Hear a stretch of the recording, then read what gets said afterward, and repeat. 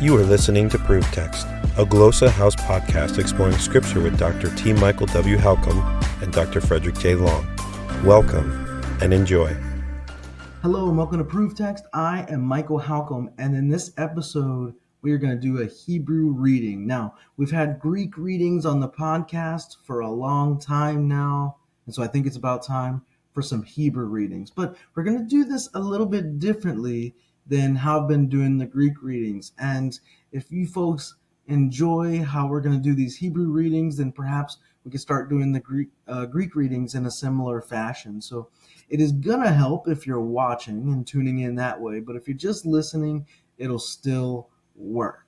It's just that if you're watching, you got the visual, you can actually see the words and how we're breaking a verse down word by word at a time.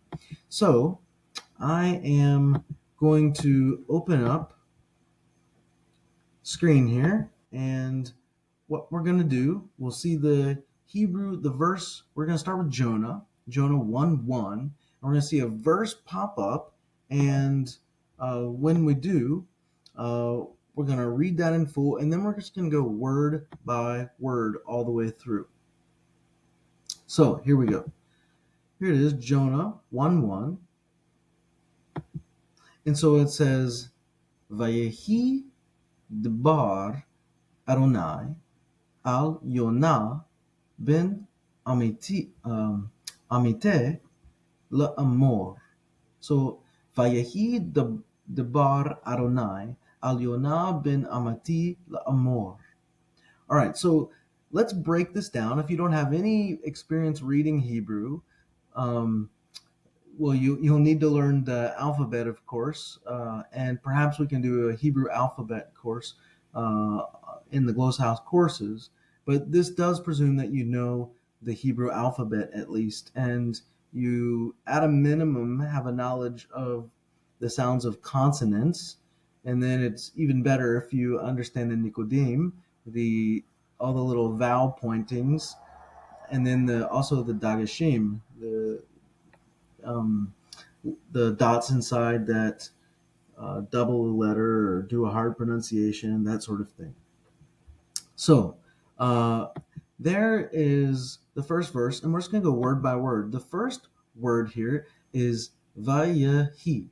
Now, there are different people pronounce Hebrew differently, and some people use a modern pronunciation and push that back onto biblical Hebrew, and there have been various, like dozens and dozens of pronunciation systems of Hebrew across the centuries. So I'm not as big of a, stickler on pronouncing Hebrew as I am on Greek. There's a little more flexibility for me, but these days I'm actually kind of flexible with Greek too. So when I look at Vayehi, there's a couple of things you can do here. You can take the patach with the yod, and what is it, segol patach with the yod, and you have like a vai, V-A-Y, is something like it would be in English, vai.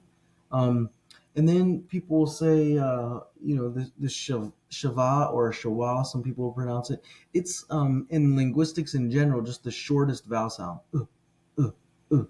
right? So we have here, we can combine the first vowel pointing with the yod and do vai, ye, or we can do something more like va, ye, he, and that's just as easy, and they pretty much sound the same. Vayehi.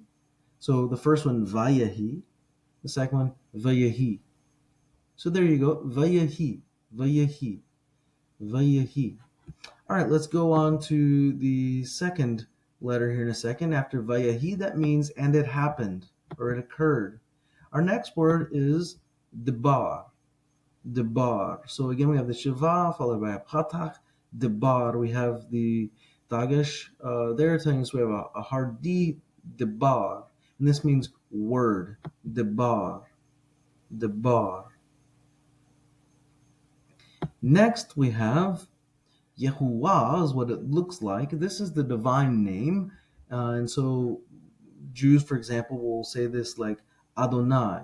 If we're just following strictly the pointings, Yehu ah, that comet's hey on the end, Yehu ah.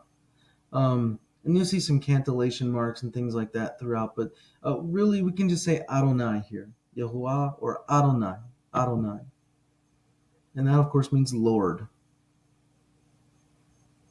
Next we have Aleph Lamed with the vowel pointing under it. And you can do this where you place the stress on sort of the vowel. Is that a segol? El. Or it can be where the aleph is like an al. Al. Or you can try to find a happy medium between the two. El. El. And I fall there. El. El. Right? El. El. El. All right. And that O, that can mean like on or to. It can be a direct object marker depending. So at is the direct object marker. I'm sorry. So that O will be on or to. Here we have Yonah. We have the Yod with the Holim Vav.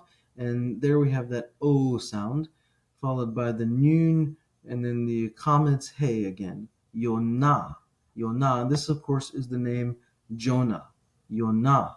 Yonah with the cantillation mark there under the Nun. Next we have Ben. Ben. Ben. This means son. Ben.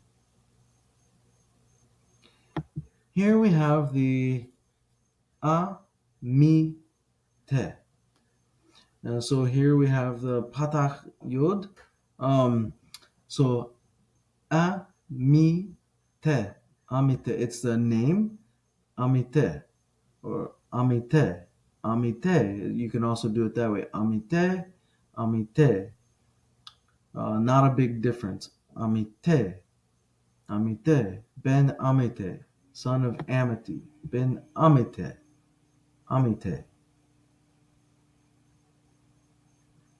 And then we have this l'amour. This sort of looks like comes out like an infinitive construction, right? L'amour. So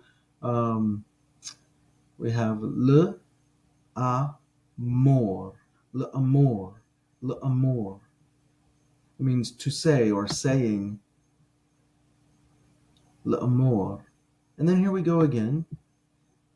We can just get the whole thing here. So Jonah 1:1. Vayehi debar Adonai al Yonah ben Amittai la'amor. Vayehi debar Adonai al Yonah ben Amittai la'amor. So you can pick up speed, you can slow it down.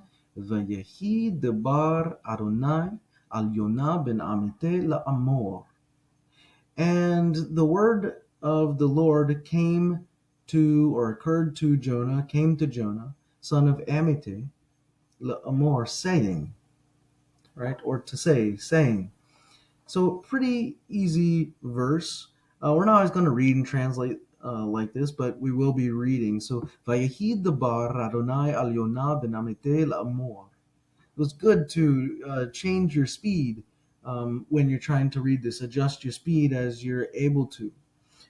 So this is pretty interesting stuff that we have going on with the Hebrew reading, and I hope that you find this helpful. Indeed, I hope this helps. Interested in growing your ancient language skills but not sure where to start? Glossa House can help. From illustrated readers and short stories to lexicons and grammars, Glossa House offers a variety of resources for beginning, intermediate, and experienced ancient language learners. Head to glossahouse.com today. Glossa House, language resources for the global community.